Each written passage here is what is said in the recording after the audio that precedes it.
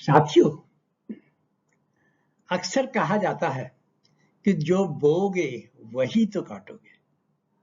इस कहावत को चरितार्थ किया है श्रीमद् भगवद गीता के 13वें अध्याय के श्लोक 1 से 6 तक। भगवान कृष्ण ने इसको एक्सप्लेन किया है, उन्होंने व्याख्या पूर्वक बताया है। जब अर्जुन ने प्रश्न किया कि क्षेत्र क्या है, आखिर ये बोओगे, ये कहाँ बोते हैं, किसी खेत में तो बोओगे ना। तो ये खेत क्या है, बीज क्या है। देखिए, जो खेत है और खेत के क्या क्या पैरामीटर है, क्या क्या चीज होती है खेत में, खेत कैसा बना हुआ है जिससे कि हमें काटने को फसल मिलती है। ज्ञान क्या है। अर्जुन के प्रश्नों का उत्तर समझने के लिए आइए देखते हैं गीता का 13वां अध्याय के श्लोक 1 से 6 तक।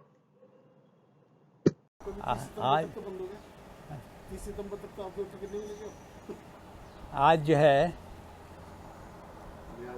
आपका ज्ञान का जो है 13वां अध्याय है। इसमें इन्होंने अर्जुन ने प्रश्न किया है, प्रकृतिम पुरुषम चैव क्षेत्रम क्षेत्रज्ञैव च एतद्वेदितुम् इच्छामि ज्ञानं ज्ञेयं च केशव। हे केशव, हे कृष्ण भगवान, मुझे बताओ, मैं जानना चाहता हूँ, लोग प्रकृति, पुरुष, ज्ञान, ज्ञेय और क्षेत्र, क्षेत्रज्ञ, इनकी बातें करते हैं, क्या है। ज्ञेय का मतलब होता है ऑब्जेक्ट, पर्पस ऑफ नॉलेज। तो हमें ये ज्ञान दो कि ये सब क्या है। अब देखो, करीब करीब इसी की तरह से जो है हमारे रामचरितमानस में तुलसीदास ने, अगर लास्ट में जाओ उत्तरकांड में दिया है, बड़े भाग्य मानुष तन पावा, सुर दुर्लभ सदग्रंथन गावा, साधन धाम मोक्ष कर द्वारा, पाई न जे परलोक समारा। तो यहाँ पर जो है मोर और लेस उससे मिलता जुलता यहाँ पर जो है कह रहे हैं, इदम शरीरम कौन्तेय क्षेत्रमित्यभिधीयते, एतद्यो वेति तं प्राहु क्षेत्रज्ञ इत्तद्विदः। ये शरीर हमारा जो है वो क्षेत्र है। क्षेत्र को आप किसी तरीके से डिफाइन कर सकते हो। क्षेत्र मतलब खेत जिसमें बीज डालते हैं, उसके बाद उसमें से फल निकलते हैं। तो जैसे तुलसीदास ने बोला है, ये क्या है, साधन धाम। उन्होंने शब्द इस्तेमाल किया है, साधन धाम। साधन धाम मोक्ष कर द्वारा। और हाँ, और यहाँ पे ये बोल रहे हैं क्षेत्र, कर्म क्षेत्र। ये कर्म क्षेत्र है। जिस तरह का बीज डालोगे खेत में, वैसे ही फल आपको मिलेगा और वो फल आपको भोगना होगा। अब यहाँ पर अंतर केवल इतना है कि यहाँ पर अर्जुन चाहते हैं सब कुछ, प्रकृति, पुरुष, ज्ञान एंड पर्पस ऑफ ज्ञान, ज्ञान का उद्देश्य, और क्षेत्र और क्षेत्रज्ञ। कौन क्षेत्रज्ञ? तो इदम शरीरम कौन्तेय क्षेत्रमित्यभिधीयते। ये शरीर जो है क्षेत्र कहलाता है। एतद्यो वेति तं प्राहु क्षेत्रज्ञ इत्तद्विदः। और तुम जो है अपने को, मतलब मेरे को, ईश्वर ब्रह्म को, ये ईश्वर को, वो क्षेत्रज्ञ समझो। सबसे पूर्ण ज्ञान जो है तुम्हारी परमात्मा, आत्मा ही सबसे बड़ा पूर्ण ज्ञान है। अब उसे तो प्राप्त करना है। और ज्ञान जो है क्षेत्र ईश्वर को ही है, उसी में से रिसर्च करते रहते हो, उसमें से ढूंढते हो, एग्जिस्ट कर रहा है सब कुछ, समझे। तो इसमें अगर देखें क्या क्या कहा है, प्रकृति क्या है, एक स्रोत जहाँ से तुम्हें ये शरीर मिला है। कोई भी शरीर मिल सकता था। प्रकृति क्या है, तुम्हारा स्रोत। और इसका भोक्ता कौन है, पुरुष। पुरुष जैसे बताया था, प्रकृति और पुरुष दो हैं। तो प्रकृति से आपको स्रोत है जहाँ से शरीर मिला है, और पुरुष को मिला है, पुरुष ने हायर किया है, तो पुरुष ही इसका भोगता है। और पुरुष जो है जीव कब कहलाता है? जिसे जब शरीर मिल जाता है। जब तक शरीर नहीं मिलता तब तक वो अलग होता है, जैसे मिल जाता है वो जीव कहलाता है। तो मतलब जो है आपको ये शरीर जो मिला है वो प्रकृति से मिला है, और पुरुष इसका भोगता है, तो जीव बन के उसे भोगता है, पुरुष जीव बन के भोगता है। और इस सब की नॉलेज किससे सबसे ज़्यादा है? ईश्वर को, या अपन तुम्हारी आत्मा को, या परमात्मा को, जो कोई अंदर तुम्हारे बैठा है, इसकी सबसे ज़्यादा नॉलेज इसे है। और तुम इसी नॉलेज एक्वायर करो, ज्ञानम, और इसके बारे में जानो, शरीर के बारे में, तुम्हें शरीर मिला इसके बारे में अच्छी तरह जानो। और ज्ञेयम, पर्पस क्या है? मोक्ष कर द्वारा। एक्चुअली आपको पर्पस वही है कि आपने मोक्ष पे को द्वार ढूंढना, मतलब किस तरह से आपको बढ़िया मुक्ति मिलेगी। तो ये सारी चीज़ें तुम तभी जान पाओगे जबकि तुम्हें ज्ञान होगा। तो ज्ञान एक्वायर करने की कोशिश करो। ये चीज़, इदं शरीरं कौन्तेय क्षेत्रमित्यभिधीयते एतद्यो वेत्ति तं प्राहुः क्षेत्रज्ञ इति तद्विधा। क्षेत्रज्ञं चापि मां विद्धि सर्वक्षेत्रेषु भारत। क्षेत्रज्ञयोर्ज्ञानं यत्त ज्ञानं मतं मम।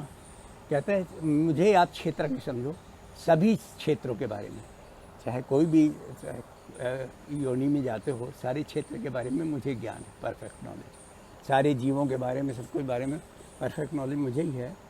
और ये क्षेत्रज्ञ का जो ज्ञान है, यही मेरे मत में सबसे बड़ा ज्ञान है।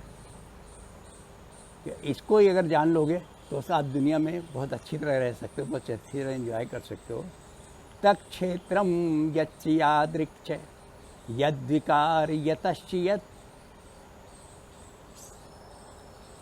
साचा यो यत् प्रभावश्च तत्समासेनमेषु। वो क्षेत्र यच्च, जैसा जैसा है, यच्च यदृक्, यादृक् कैसे जो है और जैसा है, यद विकार, जो उसमें विकार हैं, जो उसमें विकार हैं हर चीज़ के। क्योंकि कोई भी चीज़ जो है उसमें ओरिजिनल फॉर्म में नहीं रहती, सब जो है डिस्टॉर्टेड फॉर्म में हो जाती है। कोई भी चीज़ जब प्रकृति के साथ आती है तो डिस्टॉर्टेड फॉर्म में हो जाती है, तो बिल्कुल पूरा मूल रूप से उसमें नहीं रहता है। सच यो यत, उसका जो प्रभाव जिस तरह से पड़ता है उन विकारों का, जितना डिस्टॉर्शन आया है उस डिस्टॉर्शन का जो प्रभाव पड़ता है, तत्समासेन में सुनो, वो आप मेरे द्वारा संक्षेप में सुनो। अब वो ज्ञान देना शुरू करते तो उसमें बताते, ऋषिभिर बहुधा गीतम छंदोभिर्विधय पृथक ब्रह्मसूत्र पदश्चैव हेतुमद्भिर्विनिश्यते।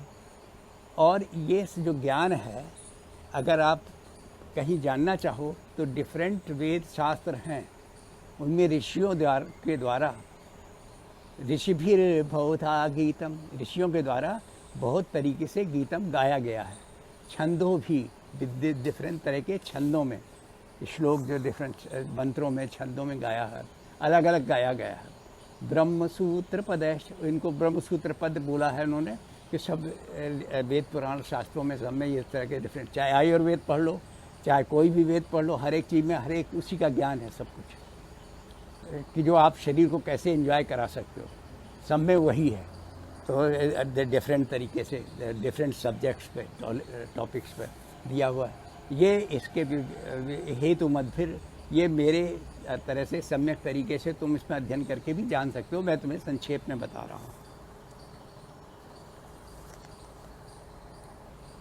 महाभूतान्यहंकारो बुद्धिरव्यक्तमेव च इंद्रियाणि दशैकंच पंचचेन्द्रीय गोचरा।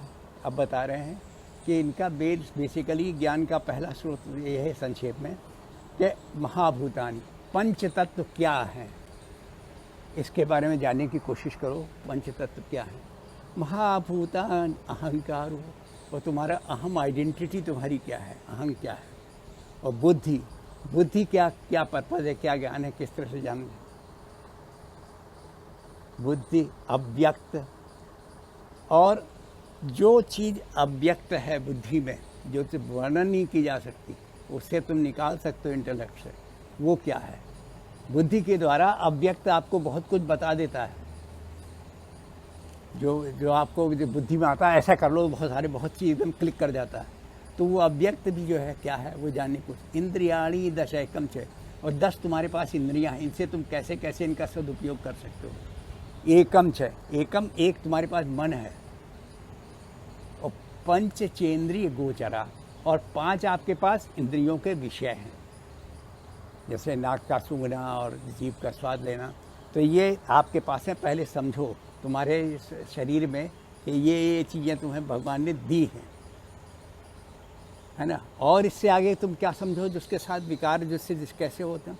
इच्छा द्वेषा सुखम दुखम संघात चेतना गति धति एतत् क्षेत्रम समासेन सविकार मुदारितम। जो इसमें विकार आते हैं, कहाँ से आते हैं? इच्छा, डिज़ायर, द्वेष, किसी से नफरत, हेट्रेड,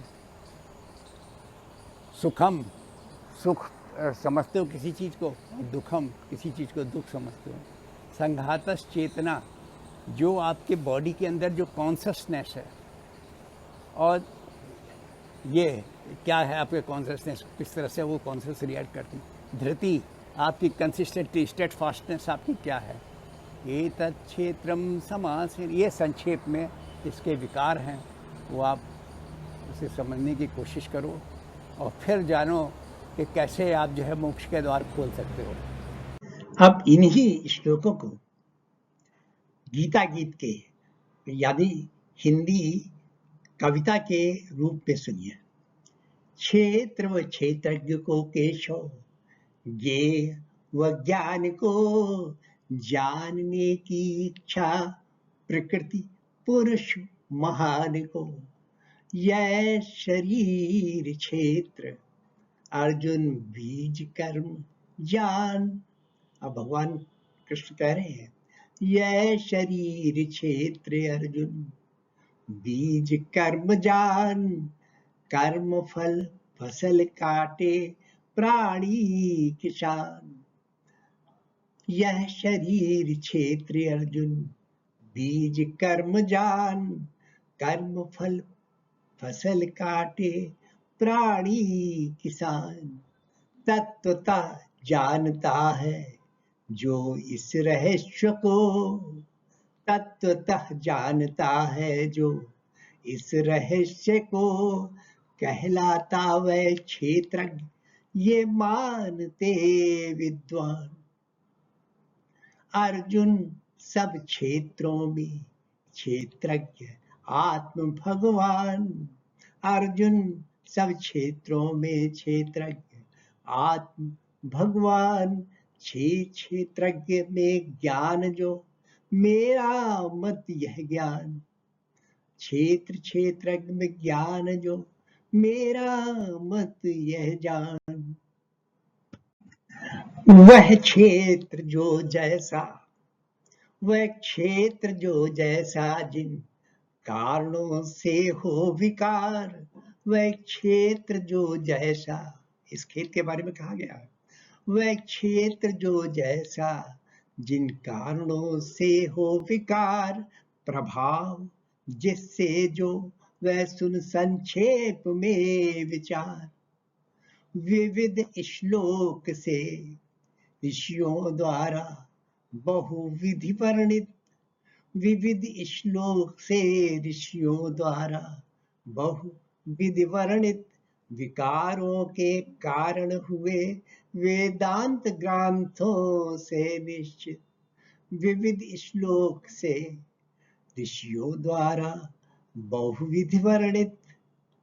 विकारों के कारण हुए वेदांत ग्रंथों से निश्चित। ये सब विकार वेदांत ग्रंथों के द्वारा निश्चित किए गए हैं, यानी उपनिषदों के द्वारा निश्चित किए गए। पंच महाभूत अहंकार, पंच महाभूत पृथ्वी जल आकाश अग्नि और वायु। पंच महाभूत अहंकार बुद्धि अव्यक्त प्रकृति।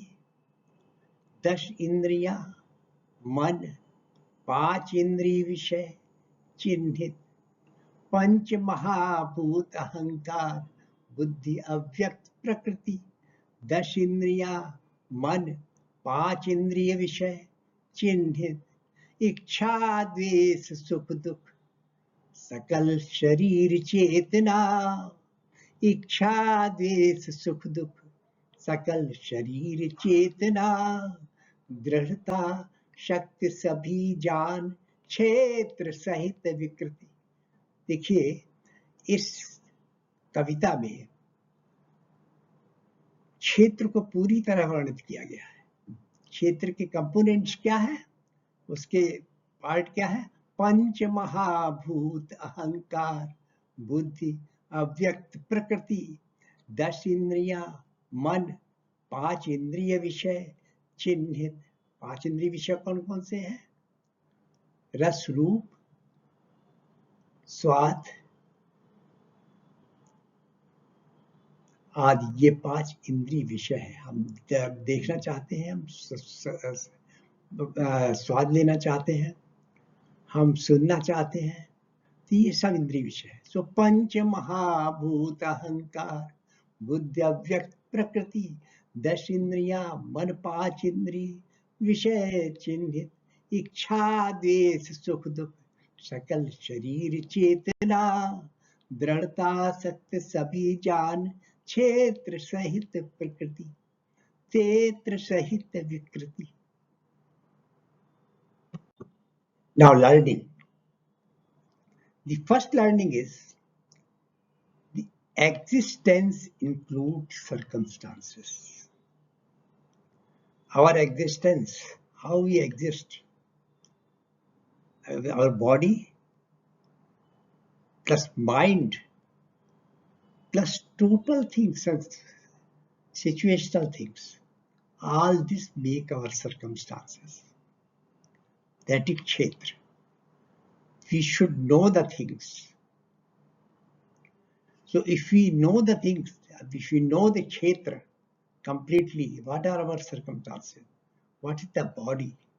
How our body behaves? How our consciousness thinks?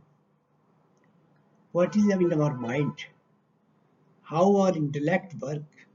Everything if we know, then we have the knowledge. That is the field. Our actions are like seeds for fruits. And we act. And accordingly we get the result. But how we should act? After understanding the knowing the total existence. The third learning is, more we know, better we can manage. If we know our existence, how our circumstances, our body, our consciousness, everything if you know, and then if we act, so more we know, better we can manage. We can manage better if we know more, and then we can get success. The fourth learning is that always you should know that only the Supreme Being knows fully about the field. So there are the last factor where you can say that luck was not working. So only God knows. So some factors are there. So you should not feel sorry when failure has come. But if you know your field better, you will have the better chance to get success. So these are the learning. Existence includes circumstances. Our actions are like seeds for fruits. More we know, better we can manage. And lastly, we must know that only the Supreme Being knows fully about the field. So maybe some failure, if comes, you leave it on the God. Thank you, dear. If you like this video, please subscribe so that our next video comes to you without any problem. Thank you.